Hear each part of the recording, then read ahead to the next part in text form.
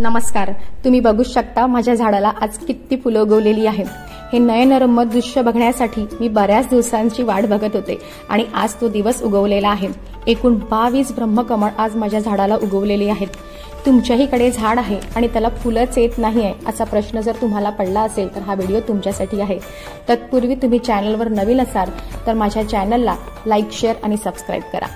मागच्या व्हिडिओत मी ब्रह्मकमळाबद्दल बोलले होते आणि बऱ्याच लोकांनी मला प्रश्न केला की आमच्याकडे झाड आहे तर त्याला फुलंच येत नाही आणि कळही आली तरी ती गळून पडते, तर मग आम्ही काय करायला पाहिजे?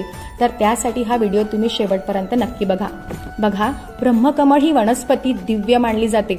ही वनस्पती अद्भुत आणि अकल्पनीय औषधी गुणांनी संपन्न अशी आहे. आपल्या पुराणामध्ये, ज्योतिषशास्त्रामध्ये, वास्तुशास्त्रामध्ये सुद्धा या झाडाला अनन्यसाधारण असं महत्त्व आहे. ज्या घरामध्ये ब्रह्मकमळाचं झाड असते, झाडाला फुलं येतात, त्या घरचं वातावरण सकारात्मक मानलं जाते. तुम्हाला माहीतच असेल की ब्रह्मकमळाचं फूल किती सुंदर असं असते. ब्रह्मकमळाच्या फुलाबरोबरच त्याचा सुगंध देखील अगदी मनमोहक असा असतो. हे फूल त्याच्या पानांमधून बाहेर येऊन उगवते आणि फक्त रात्रीच्या पहरामध्येच आपण याचा आनंद घेऊ शकतो. मग तुमच्याकडे ब्रह्मकमळाचं झाड आहे पण त्याला फुलंच येत नाही तर काय करायला हवं? सर्वप्रथम तुम्ही तुमची ब्रह्मकमळ जिथे लावलेलं आहे ती जागा आपण बघायला हवी, कारण या झाडाला थेट सूर्यप्रकाश सहन होत नाही. त्यामुळे याला अप्रत्यक्ष सूर्यप्रकाश लागतो. सकाळची कोवळी 2 तासाची किंवा सायंकाळची ऊन याला योग्यच होणार. थोडक्यात काय, जिथे सावली असणार तिथे हे झाड तुम्ही लावू शकता. एकदम सूर्यप्रकाश पडत असेल तर याची पानं जळल्यासारखी होणार किंवा करपूनही जाणार आणि तुम्हाला माहीतच आहे की याच्या पानांमधूनच याचं फूल बाहेर येणार. तर मग जर तुमची झाडाची पानं जळली तर मग फुलं येण्याचं प्रमाण सुद्धा कमी होऊन जाणार. दुसरी गोष्ट म्हणजे याला अप्रत्यक्ष सूर्यप्रकाश जरी हवा असला तरीही याला हवा जी आहे मात्र ती खेळती असायला पाहिजे. ब्रह्मकमळाला पाणी देण्याची सुद्धा एक विशिष्ट पद्धत असते. थोडक्यात काय, याची माती जेव्हा कोरडी होणार तेव्हाच तुम्ही याला पाणी घाला. हिवाळ्यामध्ये मात्र रोज पाणी घालण्याची गरज नाही. कुंडीमध्ये पाणी साचून राहणार नाही याची सुद्धा आपल्याला काळजी घ्यावी लागणार. म्हणजे मातीची ड्रेनेज व्यवस्था सुद्धा व्यवस्थित असायला हवी. अधूनमधून माती खोरत राहावी, त्यामुळे मातीमध्ये हवा खेळती राहणार आणि मुळांपर्यंत ऑक्सिजन व्यवस्थित पोहोचणार आणि त्यामुळे झाडाची वाढ पण सुद्धा व्यवस्थित होणार. आता आपण माती आणि खतांबद्दल बोलूया. याला माती सेंद्रिय दृष्ट्या संपन्न अशी माती याला हवी असते. बागायती माती, शेणखत, गांडूळ खत, कोकोपीट, रेती याचं मिश्रण असणारी माती या झाडासाठी फार सुंदर असणार. बघा, झाडांवर वाळलेली जी पानं असणार तीही तुम्ही नियमित कापत चला. त्यामुळे काय होणार की झाडांची वाढ पण चांगली होणार आणि झाड ही जी पानं करपली आहे त्यामध्ये आपली एनर्जी टाकणार. जर आपण ही पानं कापत गेलो तर झाड जी सशक्त पानं आहे त्यांच्यापर्यंत आपली पोषक द्रव्ये पोहोचवणार. त्यामुळे झाडांची छाटणी सुद्धा तुम्ही वेळोवेळी करा, त्यामुळे झाड खूप सुंदर बहरणार.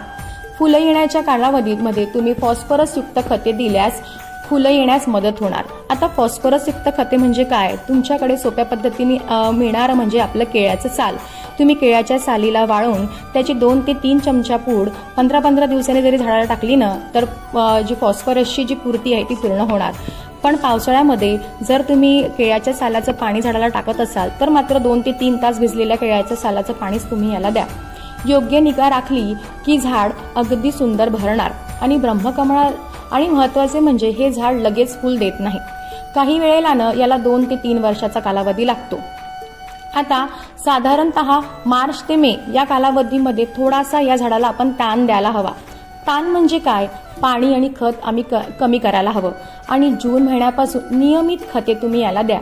खतांमध्ये तुम्ही शेणखत, गांडूळ खत, कंपोस्ट, घरगुती उपाय जसे डाळ तांदळाचे पाणी, ताकाचे पाणी, वाळलेली चहाची 1 चमचा पूड, कधी कधी तुम्ही मध्ये मध्ये 1 चमचा हळद वगैरे तुम्ही अशा प्रकारचे घरगुती नियमित उपाय जरी केले ना तर हे झाड फुलण्यासाठी तुम्हाला मदतच होणार.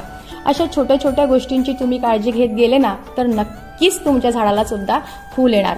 हे ब्रह्मकमळाला फुलं येणं हे एक दुर्मिळ आणि दिव्य दृश्य असतं. याचं फूल रात्री उगवतं व पहाटेपर्यंत मिटतं. लोक हे बघण्यासाठी रात्रभर जागतात. ब्रह्मकमळ फुलणं आणि ब्रह्मकमळाला फूल येणं हे केवळ बागकामाच्या यशाची खूण नाही बरं का, तर संयम, काळजी, निसर्गाशी जोडलेली एक जाणीव आहे. जर योग्य काळजी घेतली, निगा राखली, गरजा समजून घेतल्या तर एक दिवस तुमच्याही रोपाला इतकीच फुलं येणार आणि तो शुभ प्रसंग अनुभवाची संधी तुम्हाला मिळणार। मी सुद्धा इतकीच काळजी माझ्या झाडाची घेते आणि म्हणूनच आज माझ्या झाडाला इतकी 22 फुलं मी उगवलेली बघत आहेत। ज्यांनाही हा व्हिडिओ आवडला असेल त्यांनी माझ्या चॅनलला लाईक, शेअर, सबस्क्राईब करा आणि कमेंटमध्ये नक्की कळवा। धन्यवाद।